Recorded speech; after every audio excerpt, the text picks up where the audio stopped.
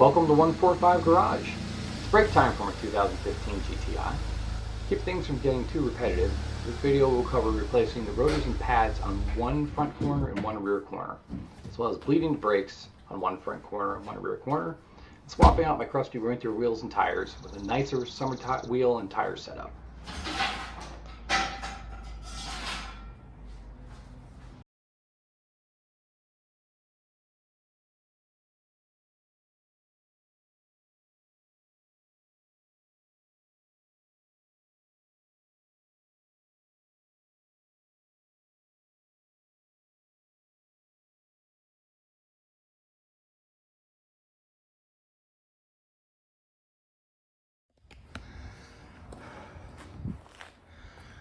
More evidence of how poorly reconditioned this car was by Carvana. Here are the wheels that came off.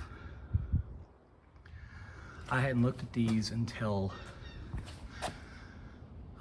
just now because they were on the car and I had somebody else do the snow tires. But you can see the paint peeling, which makes the fact that these wheels that were machine surfaces made it all the more obvious. For a car with less than 40,000 miles on it, the brakes are really sorry shape. I haven't looked at the numbers on the pads yet. I wonder if this car's been used for track days or something like that. The fronts aren't horrible, though they do have a ridge and they are pretty worn, all things considered. The rears are in much worse shape, which is not necessarily a surprise on a Volkswagen product. They seem to, even though they don't use the rears as much as they use the fronts on these front-wheel drive cars, they do seem to get a lot of abuse. So, all right, and pardon the muffled voice, but I have an allergic reaction to brake parts cleaner. So to keep from getting sick, I do end up wearing a mask. So step. So there.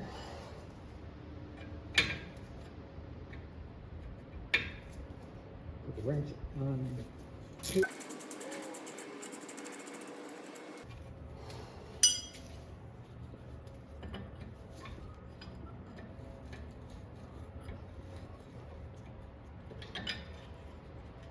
I just need to wedge it.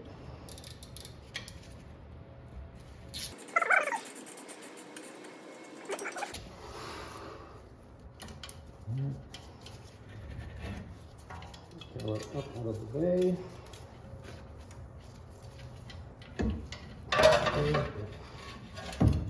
And the bungee is a little bit tighter than the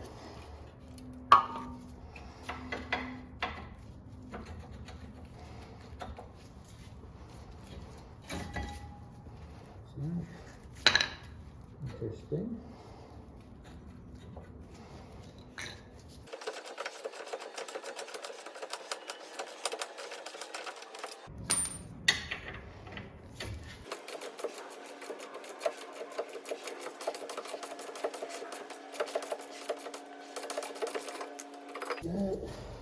Got two bolts.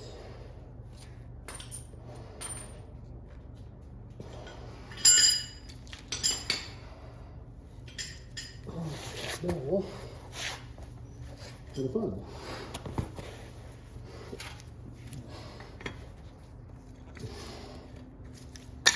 There we go. All the pads out.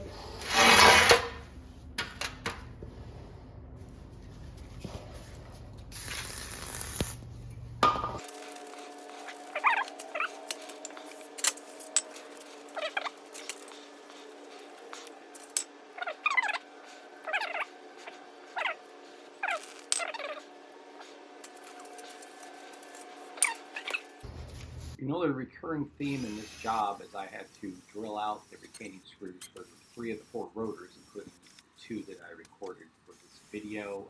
It's a common thing for them to seize and be stripped on the way out.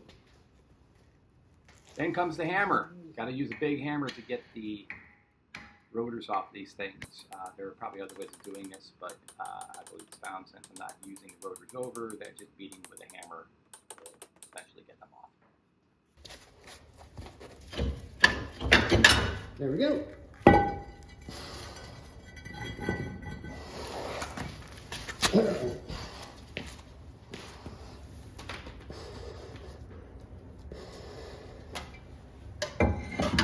The downside to having to drill out those retaining screws and not having new ones to replace them with is that you have to figure out how to hold the rotors in place while you were putting together the rest of the brakes. The wheel lugs are just a little bit long, so you don't snug them up. So that's just kind of hold it down there so I don't have to have 3 or 4 hands to put this back together. I didn't order new screws. I kind of forgot that those were a thing. It's not worth ordering new ones at this point, so I will order some when I do the next kind of bigger parts order for the car, and we'll put them back in probably when I do the winter tire changeover, unless I get super bad.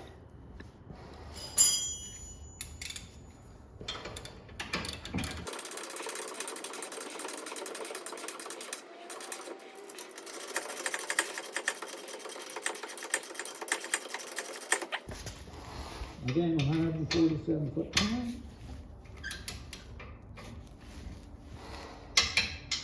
Couple yanks on each.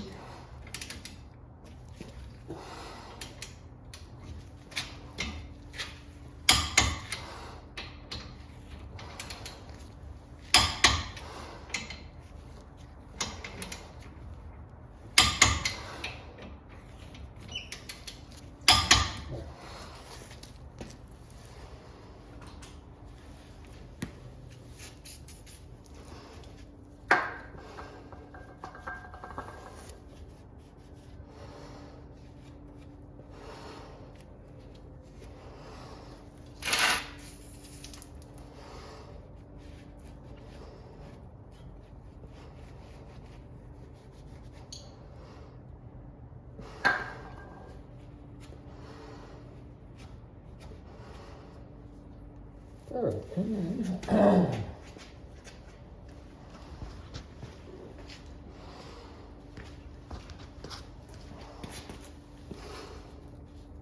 Just a wee bit of anti-seize,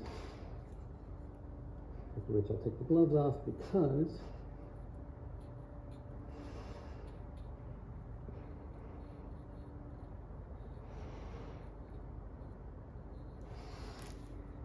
clearly this stuff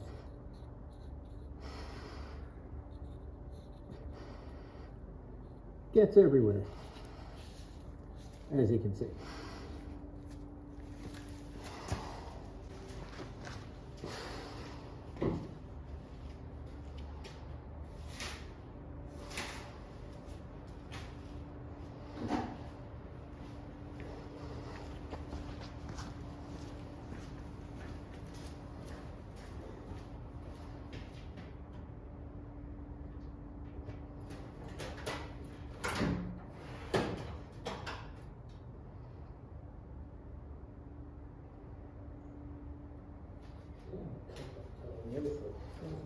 Sure. But those pads didn't have it, so I had no problem. Really good idea.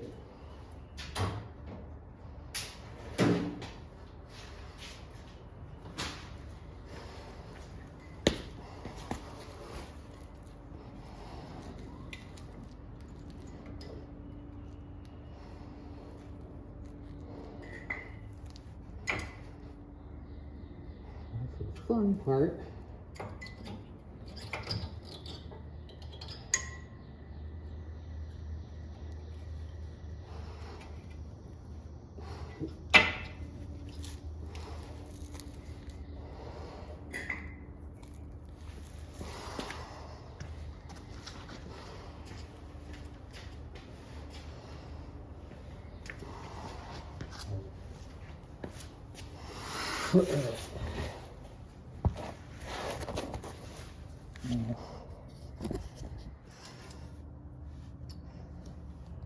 Those clips slide into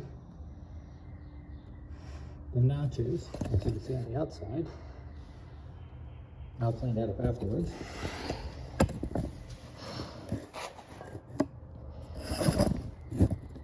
That's basically where.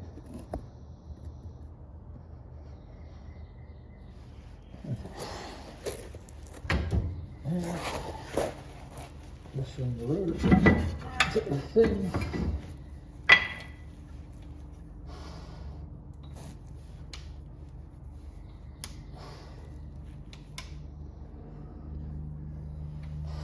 Okay.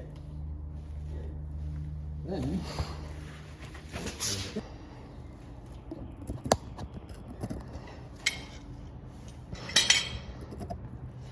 Alright, so now, one of the final things is to run the piston in.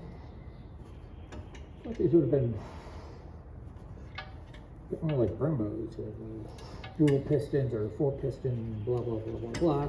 I guess you can get those on other cars, but this just relies on one large single piston and a well lubricated mechanism. So we're going to push the piston back in, snug. The rears will be a different process. Caliper.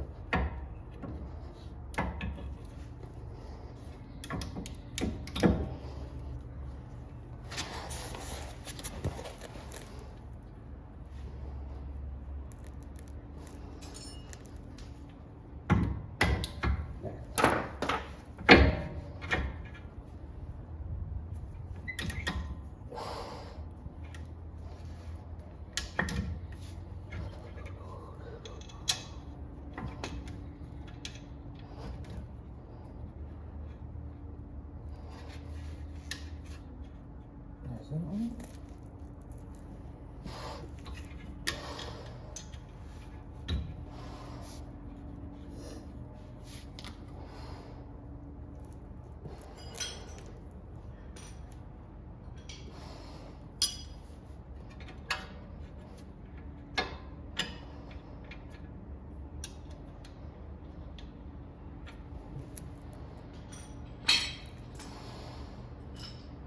Interesting that the bolt size goes from 13 on the original.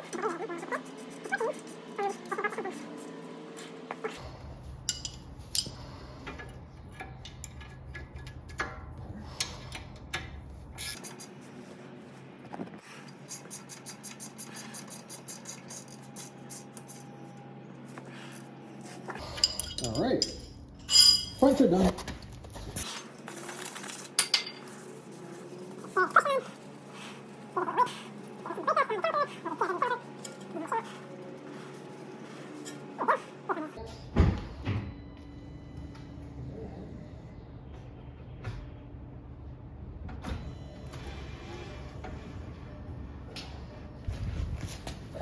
Front's the problem.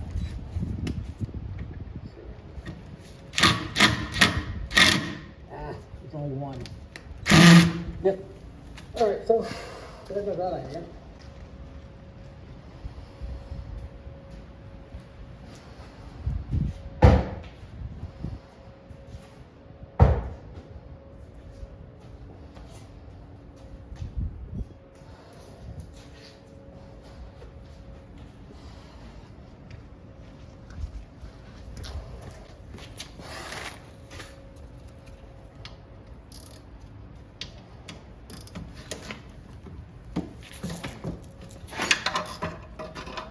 Okay.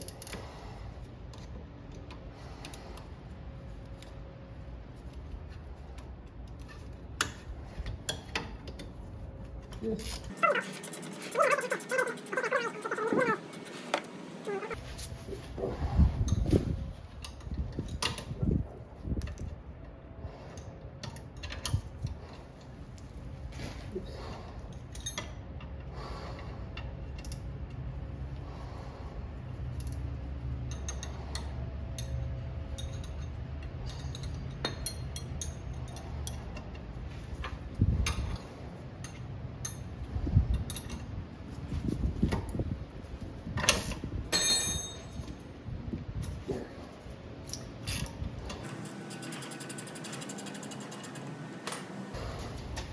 So these rear brakes are not great.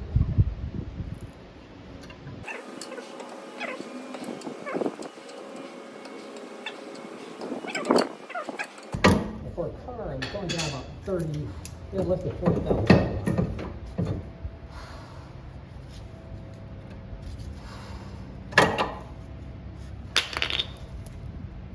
The brakes are hammered.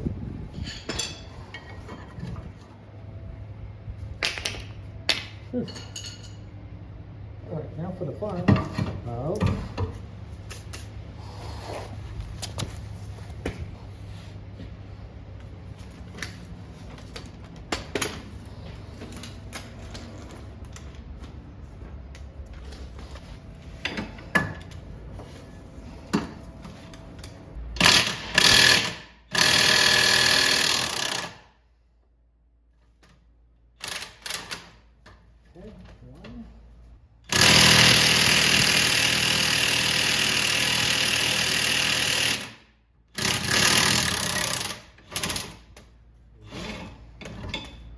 There we go.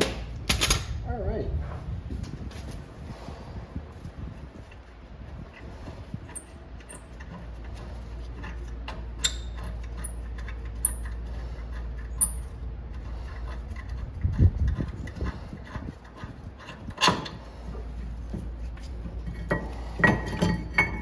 That.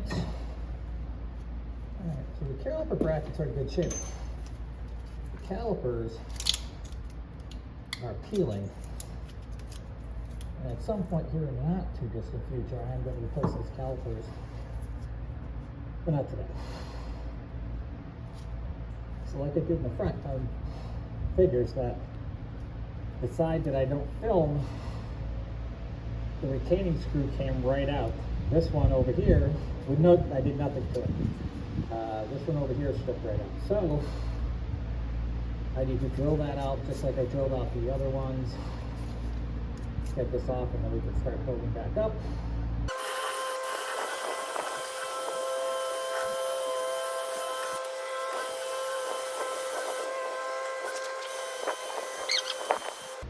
Alright, so get out of the way. Get my big hammer.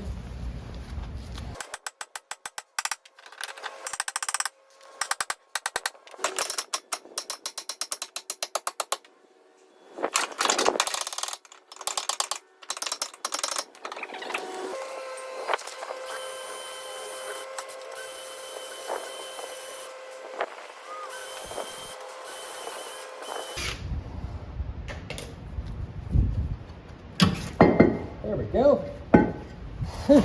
And another one. This one's even worse.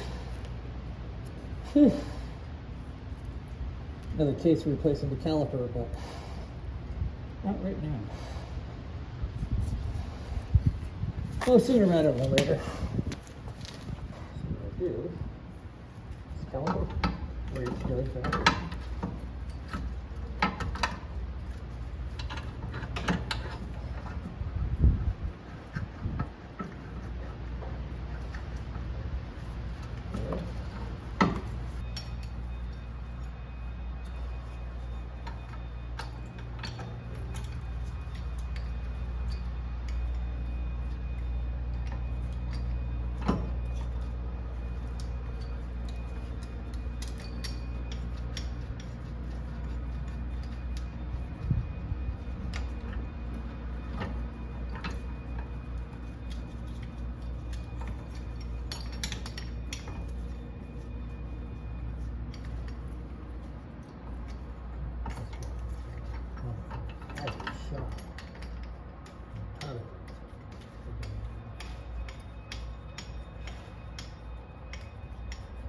I'm just trying to get this back together at this point.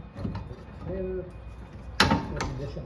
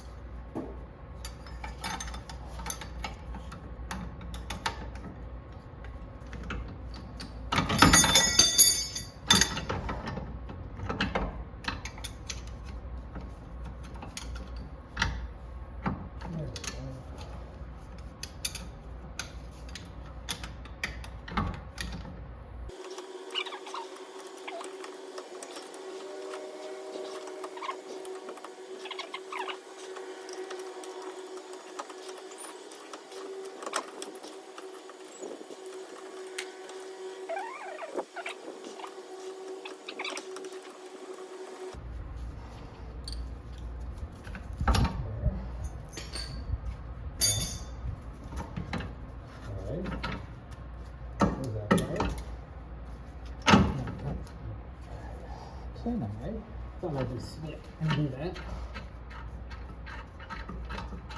But alas,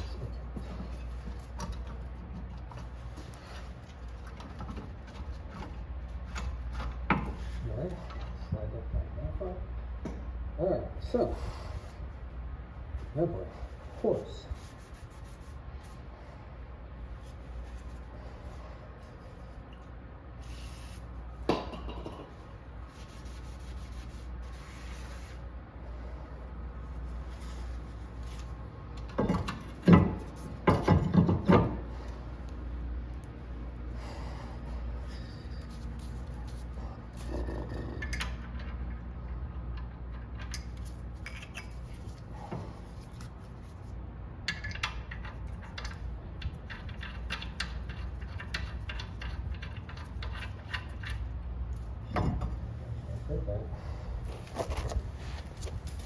Clean that off after I get this on.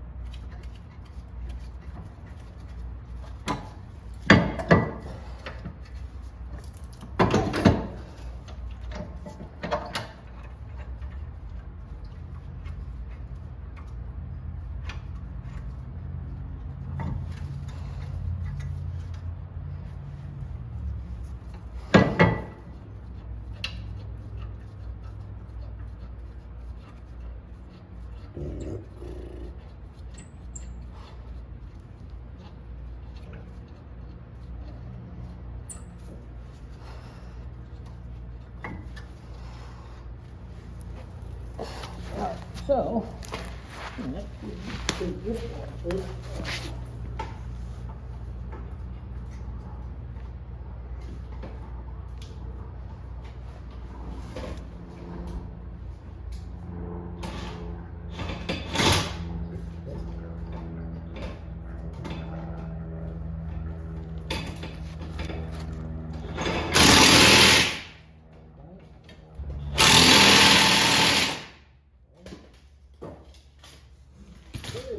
Hello, exhaust.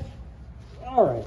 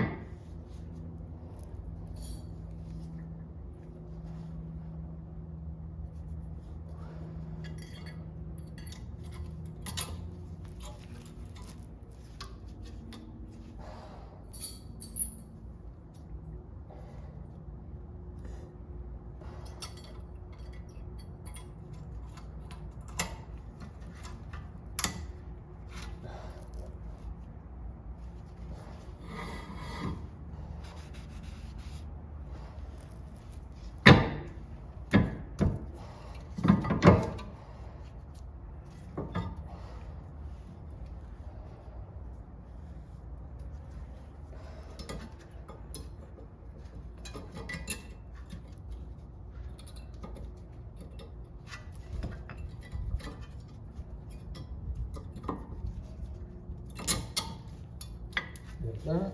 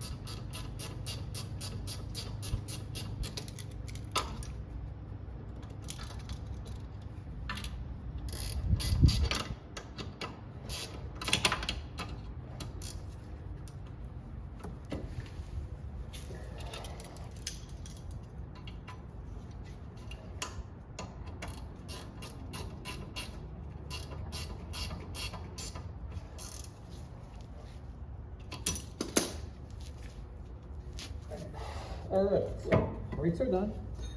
Put everything away, and then work on the bleed.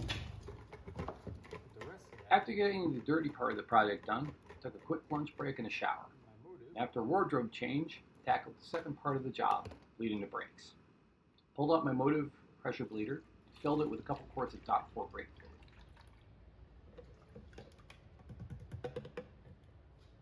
Okay, that's that one.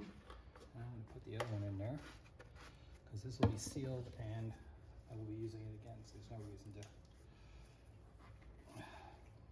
Come on.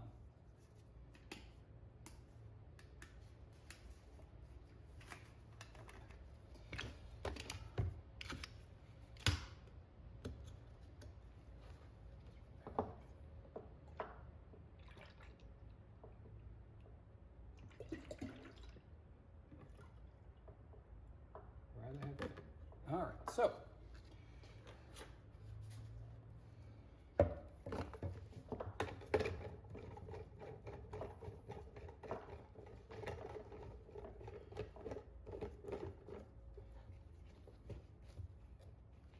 there.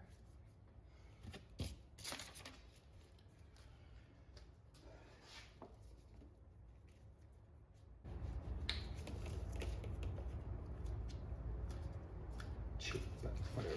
All right, so.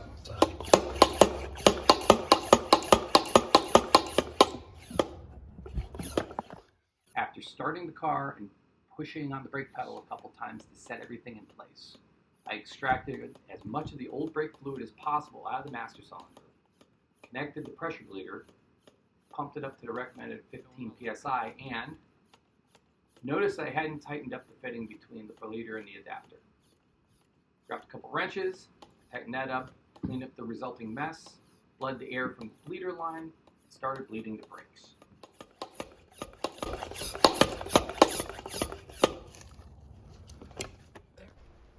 The process I found online for these cars is to start by bleeding both rear brakes at the same time, followed by the fronts.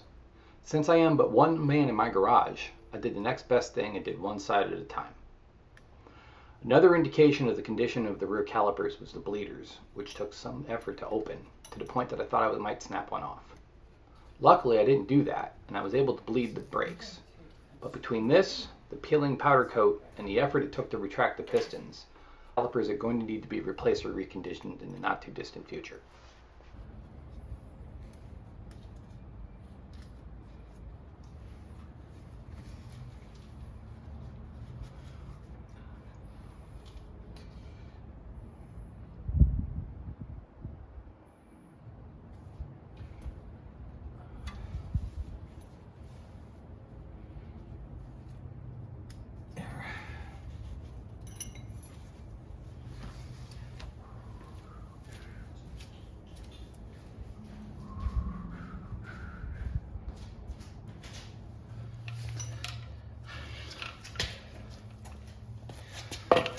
The backs are done at the same time, and then the fronts are done at the same time. I'm not sure how I do the fronts at the same time, or how I do them at the same time.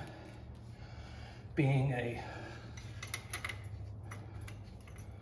solo artist here. There, got that. Even more fortunate for me is that everything about the front calipers were in better condition than the rears, including the bleeders, which opened easily and allowed me to complete the job without too much further effort.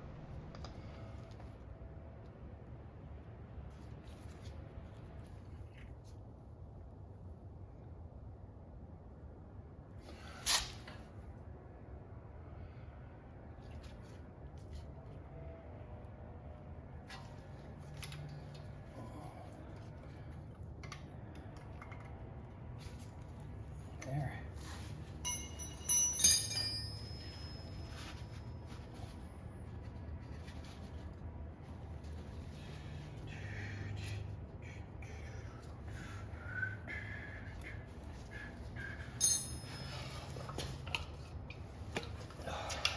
Okay. Don't need that yet. What should I do? All right, so put that there. Turn my hands off.